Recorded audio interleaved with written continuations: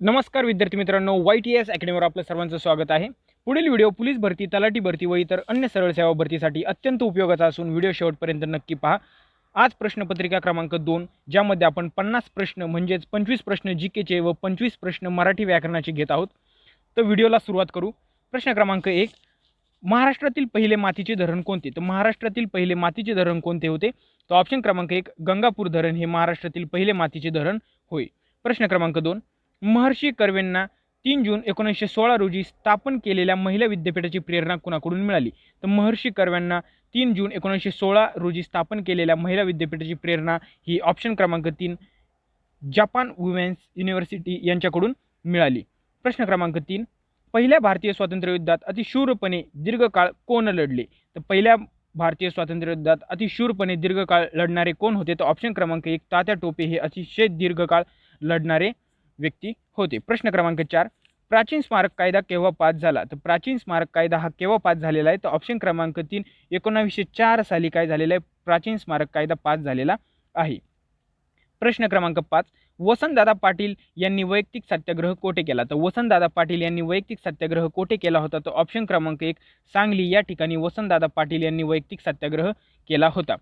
प्रश्न क्रमांक 6, इंग्लंडप्रमाणे भारतातही पार्लिमेंट असावी अशी मागणी कोणी केली होती? तर इंग्लंडप्रमाणे भारतातही पार्लिमेंट असावी अशी मागणी ऑप्शन क्रमांक 3 गोपाळ हरी देशमुख यांनी काय केली होती? प्रश्न क्रमांक 7, सुभाषचंद्र बोस यांनी आझाद हिंद सरकारची स्थापना कोठे केली? सुभाषचंद्र बोस यांनी आझाद हिंद सरकारची स्थापना ऑप्शन क्रमांक 1 सिंगापूर या ठिकाणी केली होती। प्रश्न क्रमांक 8, इंडिया इंडिपेंडन्स लीगची म्हणजेच भारतीय स्वातंत्र्य संघाची स्थापना कोणी केली? तर भारतीय स्वातंत्र्य संघाची स्थापना ही ऑप्शन क्रमांक 2 रास बिहारी बोस यांनी भारतीय स्वातंत्र्य संघाची स्थापना केली होती। प्रश्न क्रमांक 9, टिंबटिंब या संतांचे गुरु जनार्दन स्वामी होते? तर ऑप्शन क्रमांक 2 संत एकनाथ यांचे गुरु जनार्दन स्वामी हे होते। प्रश्न क्रमांक 10, ज्ञानेश्वर महाराजांचा ग्रंथ कोणता? तर ज्ञानेश्वर महाराजांचा ग्रंथ कोणता? तर अगदी सोपं उत्तर आहे विद्यार्थी मित्रांनो, तर ऑप्शन क्रमांक 4 ज्ञानेश्वरी हा त्यांचा ग्रंथ होता। प्रश्न क्रमांक 11, पहिल्या भारतीय स्वातंत्र्य युद्धात अतिशूरपणे दीर्घकाळ कोण लढले? तर अतिशूरपणे दीर्घकाळ लढणारे कोण होते? तर ऑप्शन क्रमांक 1 तात्या टोपे हे अतिशय शूरपणे व अति दीर्घकाळ लढणारे नेते होते। प्रश्न क्रमांक 12, भारतात आल्यानंतर गांधीजींनी पहिली चळवळ कोठे घडून आणली? तर भारतात आल्यानंतर गांधीजींनी पहिली चळवळ ऑप्शन क्रमांक 3 चंपारण्य येथे पहिली चळवळ घडून आणली। तर कधी होती ती? तर 10 एप्रिल 1917 साली काय झाली? त्यांनी पहिली चंपारण्य चळवळ घडून आणली आणि 1918ला कोणता सत्याग्रह झाला? तर खेडा सत्याग्रह 1918ला झाला। प्रश्न क्रमांक 13, पुणे समाचार हे दैनिक कुणी सुरू केले? तर पुणे समाचार हे दैनिक कुणी सुरू केले होते? तर ऑप्शन क्रमांक 4 श्री व्यंकटेश केतकर यांनी पुणे समाचार हे दैनिक सुरू केले। प्रश्न क्रमांक 14, अक्कलकोटच्या युवराजांना शिकवण्यासाठी सरकारने कोणाची नेमणूक केली होती? तर अक्कलकोटच्या युवराजांना शिकवण्यासाठी सरकारने कोणाची नेमणूक केली होती? तर ऑप्शन क्रमांक 2 बाळशास्त्री जांभेकर यांची काय केली होती? नेमणूक केली होती युवराजांना शिकवण्यासाठी, अक्कलकोटच्या युवराजांना शिकवण्यासाठी। प्रश्न क्रमांक 15, खालीलपैकी योग्य जोडी कोणती? तर खालीलपैकी योग्य जोडी कोणती होईल? तर ऑप्शन क्रमांक 1 बारडोली सत्याग्रह, त्याचे नेतृत्व कोणी केलं होतं? सरदार वल्लभभाई पटेल यांनी काय केलं होतं? त्याचं नेतृत्व केलं होतं, त्यामुळे ऑप्शन क्रमांक 1 आपलं करेक्ट आन्सर राहील। प्रश्न क्रमांक 16, इष्ट असेल ते बोलणार, साध्य असेल ते करणार हे कोणत्या नियतकालिकाचे ब्रीदवाक्य होते? तर इष्ट असेल ते बोलणार आणि साध्य असेल ते करणार, तर ऑप्शन क्रमांक 4 सुधारक म्हणजेच गो ग आगरकर यांच्या नियतकालिकाचे हे काय होते? ब्रीदवाक्य होतं।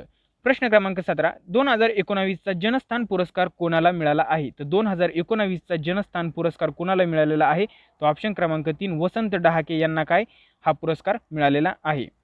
प्रश्न क्रमांक 18, भारताची राजधानी कलकत्ता येथून दिल्लीला नेणाऱ्या ब्रिटिश गव्हर्नर जनरलचे नाव सांगा? तर भारताची राजधानी कलकत्ता येथून दिल्लीला नेणाऱ्या ब्रिटिश गव्हर्नर जनरलचे नाव काय होते? तर हार्डिंग्स, लॉर्ड हार्डिंग्स असं काय होतं? त्याचं नाव होतं। प्रश्न क्रमांक 19, दाशराज्ञ युद्ध पुढीलपैकी कोणात घडले होते? तर दाशराज्ञ हे युद्ध ऑप्शन क्रमांक 2 विश्वामित्र व भरत जमात यांच्यामध्ये काय घडले होते। प्रश्न क्रमांक 20, भौगोलिक राष्ट्रीय सीमा व कालमर्यादा निरर्थक ठरत आहेत कारण त्याचं कारण काय आहे? का भौगोलिक राष्ट्रीय सीमा कालमर्यादा निरर्थक ठरत आहे, कारण ऑप्शन क्रमांक 2 नवी संवाद क्रांती हे काय राहील त्याचं करेक्ट आन्सर राहील. प्रश्न क्रमांक 21 पहिल्या भारतीय अमेरिकन ज्यांची अमेरिकेच्या सिनेटवर निवड झाली आहेत त्या कोण?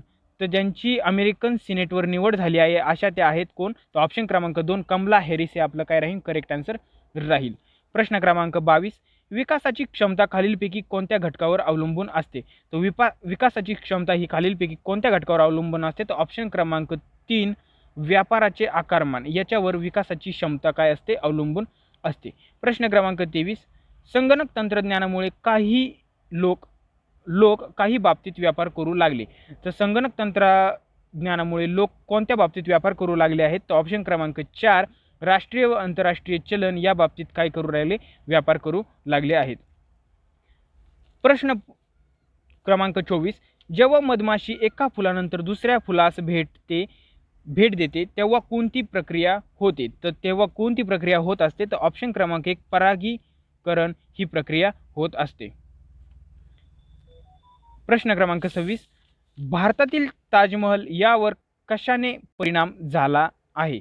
तर भारतातील ताजमहल यावर कशाने परिणाम झालेला आहे? तर ऑप्शन क्रमांक 2 आम्लपर्जन्य याचा परिणाम झालेला आहे. प्रश्न क्रमांक 27 कार्बन डायऑक्साईडची पाण्याबरोबर अभिक्रिया होऊन टिंबटिंब हे बनते. तर कार्बन डायऑक्साईडची जर पाण्यासोबत अभिक्रिया झाली तर काय बनते?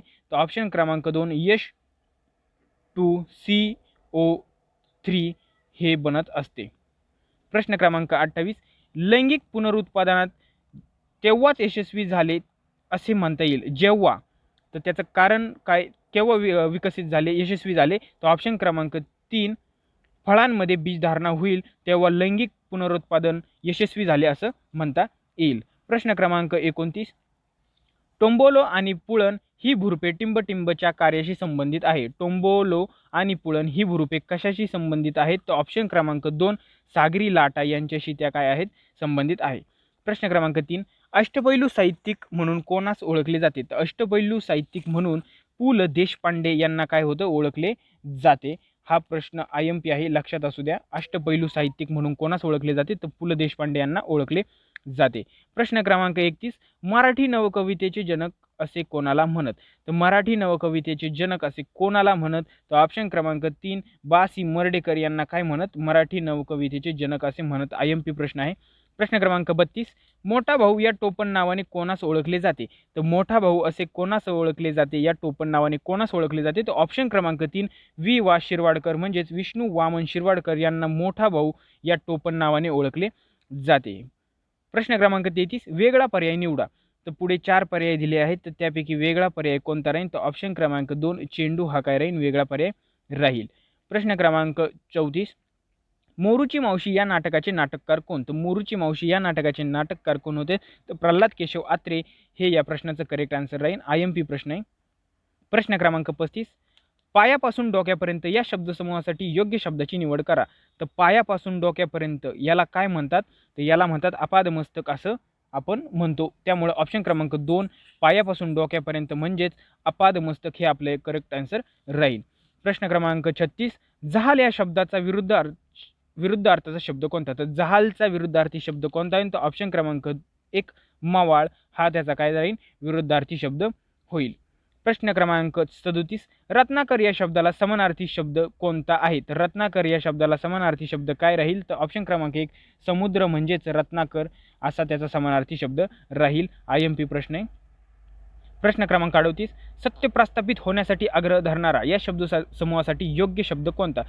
तर सत्य प्रस्थापित होण्यासाठी आग्रह धरणारा असा कोण असतो? तर ऑप्शन क्रमांक 4 सत्याग्रही म्हणजेच सत्य प्रस्थापित होण्यासाठी आग्रह धरणारा त्यालाच आपण काय म्हणतो? तर सत्याग्रही असं म्हणतो. प्रश्न क्रमांक 39 कृतज्ञ म्हणजे टिंबटिंब. तर कृतज्ञ म्हणजे काय? ऑप्शन क्रमांक 1 केलेले उपकार जाणणारा म्हणजेच कृतज्ञ होय आणि कृतज्ञ म्हणजे काय? तर केलेले उपकार विसरणारा त्यालाच काय म्हणतात? कृतज्ञ म्हणतात. फक्त शेवट थोडा बदल असतो विद्यार्थी मित्रांनो, लक्षात असू द्या. तर कृतज्ञ म्हणजे काय? केलेले उपकार जाणणारा आणि कृतज्ञ म्हणजे काय? केलेले उपकार विसरणारा. प्रश्न क्रमांक 40 निदान कामाच्या पहिल्या दिवशी तो लवकर यावा हे कोणत्या प्रकारातील वाक्य आहे? तर हे वाक्य कोणत्या प्रकारातील आहे? तर ऑप्शन क्रमांक 2 विद्यार्थी प्रकारातील वाक्य आहे, कारण इथे शेवटी वा विवे असं शक्यतो विद्यार्थी वाक्यामध्ये शेवटी काय असतं? तो वा विवे असतो. प्रश्न क्रमांक 41 खालील म्हणीचा योग्य अर्थ सांगा. उथळ पाण्याला खळखळाट फार. तर ऑप्शन क्रमांक 3 ज्या माणसाजवळ विद्वत्ता बेताचीच असते तू खूप बडाया मारतो. असे भरपूर लोक भेटतात आपल्याला.